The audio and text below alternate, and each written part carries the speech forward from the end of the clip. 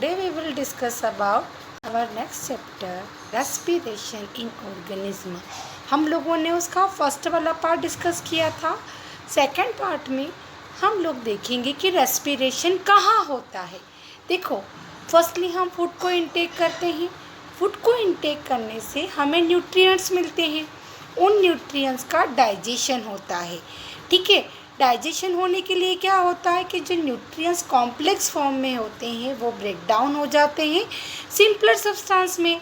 अब ये simpler substance हमारे ब्लड के थ्रू एब्जॉर्ब कर लिए जाते हैं और पूरी बॉडी के पार्ट्स को सप्लाई किया जाता है, ट्रांसपोर्ट किया जाता है। इस तरह से बॉडी को एनर्जी मिलती है और ये एनर्जी किस प्रोसेस के थ्रू मिलेगी? रेस्पिरेशन के थ्रू। ओके बेटा, फूड को इनटेक किया, फूड से न्यूट्रिएंट्स मिले, उन न्यूट्रिएंट्स का डाइजेशन हुआ। डाइजेशन के बाद क्या होता है कि जो कॉम्प्लेक्स फूड सब्सटेंस होते हैं वो सिंपल पार्ट में ब्रेक डाउन हो जाएंगे और उन सिंपल फूड सब्सटेंस को ब्लड सेल एब्जॉर्ब करेगी और पूरी बॉडी के पार्ट्स को सप्लाई करेगी।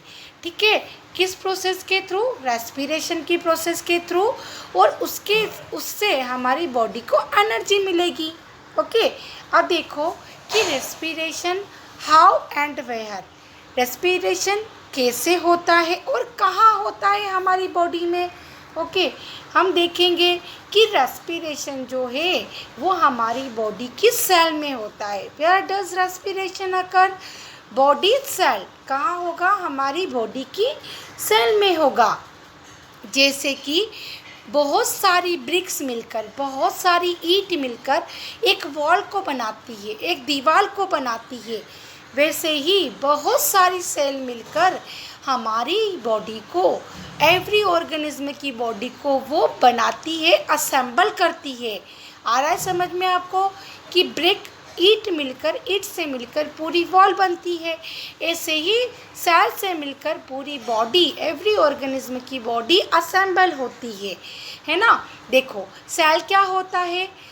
All organism are made up small microscopic unit called cell. जितने भी ऑर्गेनिज्म होते हैं वो छोटी छोटी माइक्रोस्कोपिक सेल से मिलकर बनते हैं।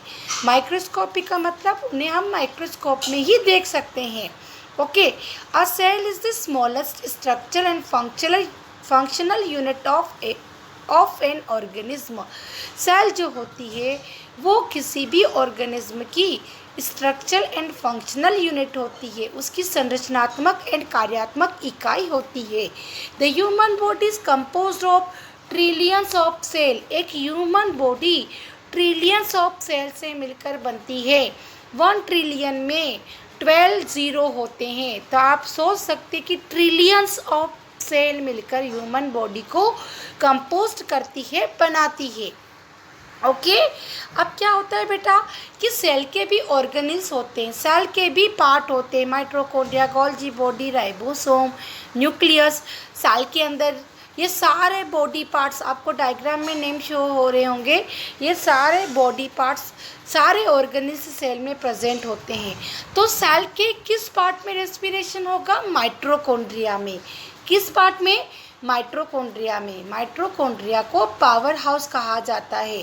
ठीक है, अब देखो क्या होगा कि the process of breakdown of food in the cell, वो प्रोसेस जिसमें फूड का ब्रेकडाउन होता है सेल के inside, in the cell, cell के अंदर, विथ रिलीज ऑफ एनर्जी। और उसके साथ में जब सेल में फूड का ब्रेकडाउन होगा एनर्जी रिलीज होगी, और इस एनर्जी को, इस प्रोसेस को हम सेलुलर रेस्पिरेशन कहते हैं। क्यों कहते हैं? क्योंकि सेल के अंदर होती है ये। Okay, cellular respiration take place in the cells of all organism. Cellular respiration कहाँ होता है? सेल ऑफ ऑल ऑर्गेनिज्म, सारे ऑर्गेनिज्म की सेल के अंदर सेलुलर रेस्पिरेशन होता है। जितने भी ऑर्गेनिज्म होते हैं वो सारे डिफरेंट वे से रेस्पिरेशन का प्रोसेस करते हैं। कुछ ऑक्सीजन का यूज़ करते हैं और कुछ ऑक्सीजन का यूज़ नहीं करते हैं। अब एक प्रोसेस होती है ब्रीथिंग। ब्रीथिंग में क्या होगा? Inhalation and exhalation.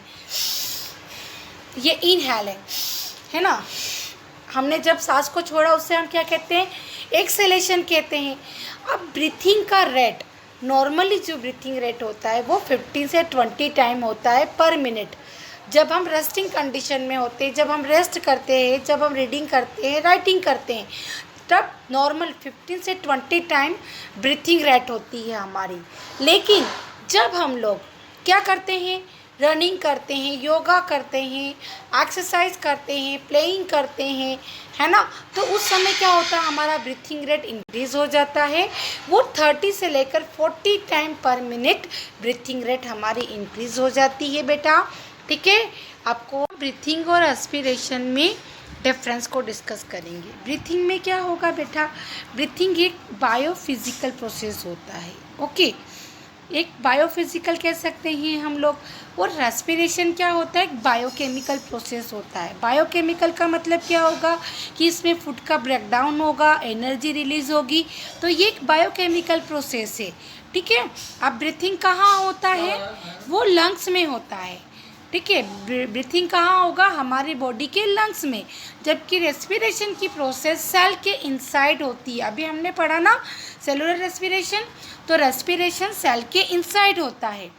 ब्रीथिंग में कोई एनर्जी का प्रोडक्शन नहीं होता है, लेकिन जब रेस्पिरेशन की प्रोसेस होती है तो इसमें एनर्जी रिलीज़ होती है। हमने पढ़ा था कि फूड को इनटेक करेंगे, न्यूट्रिएंट्स को हम कॉम्प्लेक्स को सिंपल में डिवाइड करेंगे, ब्रेक डाउन करेंगे, उसमें एनर्जी रिलीज़ होगी रेस्पिरेशन की प्रोसेस के थ्रू। तो रेस्पिरेशन में एनर्जी रिलीज़ होती है किस फॉर्म में, एटीपी के फॉर्म में। No enzyme are fused while breathing, जब ब्रीथिंग की प्रोसेस होती है, जब हम इनहेल करते हैं, एक्सहेल करते हैं, उस समय कोई एंजाइम यूज़ नहीं होता है। बट रेस्पिरेशन की प्रोसेस में, जिस प्रोसेस में बहुत सारे एंजाइम अपना इम्पोर्टेंट रोल प्ले करते हैं। इस तरह से ब्रीथिंग और रेस्पिरेशन दोनों में डिफरेंस है। ये आपके एग्ज़ाम पॉइंट ऑफ व्यू भी ये क्वेश्चन आपके लिए इम्पोर्टेंट है। आई होप आपको अच्छे से समझ में आया होगा बेटा। Have a nice day.